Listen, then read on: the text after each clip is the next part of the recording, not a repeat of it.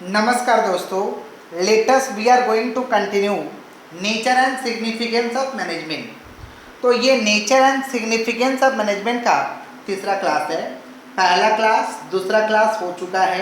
इसका video YouTube में upload है। अगर आप नहीं किए हैं तो प्लीज़ आप पार्ट 1 और पार्ट 2 को कर लीजिए, फिर आप पार्ट 3 को करिए। तो आइए हम लोग कंटिन्यू कर रहे हैं आपका nature and significance of management को। आज की इस वीडियो में सबसे पहले हम लोग पढ़ाई करेंगे फंक्शंस ऑफ मैनेजमेंट, कि मैनेजमेंट का फंक्शंस क्या होता है। तो मैनेजमेंट का फंक्शन का बात करें तो there are 5 functions of management. यहाँ पर 5 फंक्शंस है मैनेजमेंट का। पहला फंक्शन है आपका प्लानिंग, दूसरा ऑर्गेनाइजिंग, तीसरा स्टाफिंग, चौथा डायरेक्टिंग, पांचवा कंट्रोलिंग। मैं रिपीट कर रहा हूँ। There are 5 functions of management. मेरे दोस्त, मैनेजमेंट का 5 फंक्शन है। पहला फंक्शन का नाम क्या है? प्लानिंग। दूसरा फंक्शन का नाम क्या है? ऑर्गेनाइजिंग। तीसरा फंक्शन का नाम क्या है? तीसरा फंक्शन का नाम क्या है आपका? स्टाफिंग। चौथा फंक्शन का नाम क्या है आपका? डायरेक्टिंग। पांचवा फंक्शन का नाम क्या है आपका? कंट्रोलिंग। तो क्वेश्चन आता है कि भैया इसका मतलब होता क्या है। अब तो कह दिए कि फंक्शन से मैनेजमेंट 5 होता है और हम लोग नाम समझ लिए, बट मतलब क्या होता है। तो आइए कि करके समझा रहे।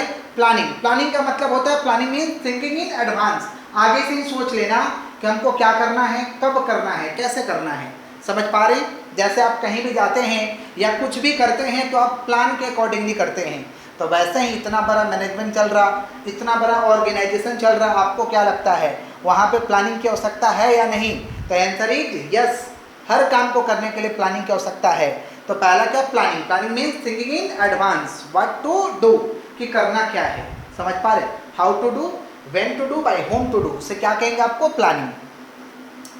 दूसरा आपका फंक्शन है ऑर्गेनाइजिंग। सीक्वेंस वाइज याद होना चाहिए। फर्स्ट फंक्शन क्या है? प्लानिंग। दूसरा फंक्शन क्या है? ऑर्गेनाइजिंग। ऑर्गेनाइजिंग का मतलब क्या होता है? Arrange the work in proper way. Arrange the work in proper way. कोई भी आप काम कर रहे हैं, उस काम को आप प्रॉपर वे में, सिस्टमेटिक वे में अरेंज करिए, ताकि आपका ऑर्गेनाइजेशन दिन दोगुना रात चौगुना बढ़े। इसे क्या कहेंगे? ऑर्गेनाइजिंग। जब चैप्टर आएगा तो हम लोग डेप्थ में बात करेंगे। 5 का 5 चैप्टर है, बट मतलब समझिए। ऑर्गेनाइजिंग का मतलब काम को ऐसा अरेंज करना कि हमारा ऑर्गेनाइजेशन दिन दोगुना रात चौगुना क्या करे? ग्रोथ करे, बढ़ जाए। उसे क्या कहेंगे? ऑर्गेनाइजिंग।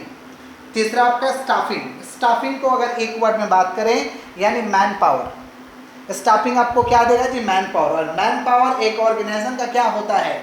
महाएसेट। इसके बिना ऑर्गेनाइजेशन नहीं चलेगा। उसे क्या कहेंगे? स्टाफिंग।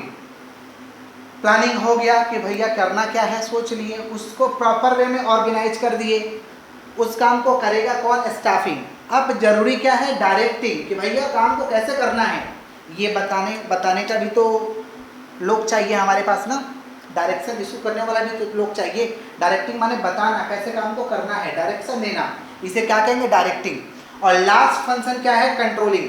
सारा आपके पास फंक्शन तगड़ा रूप से काम कर रहा, बट 5वां फंक्शन आपके पास अगर फेल हो जा रहा तो चारों बेकार हो जाएगा। तो 5वां मोस्ट इंपोर्टेंट फंक्शन है कंट्रोलिंग। कंट्रोलिंग का मतलब होता है कि आप जो भी वर्क कर रहे हैं उस पर कंट्रोल करिए, मेजरमेंट करिए कि आपका कितना काम हो रहा है। इसे क्या कहेंगे? कंट्रोलिंग। तो controlling is the last functions of management.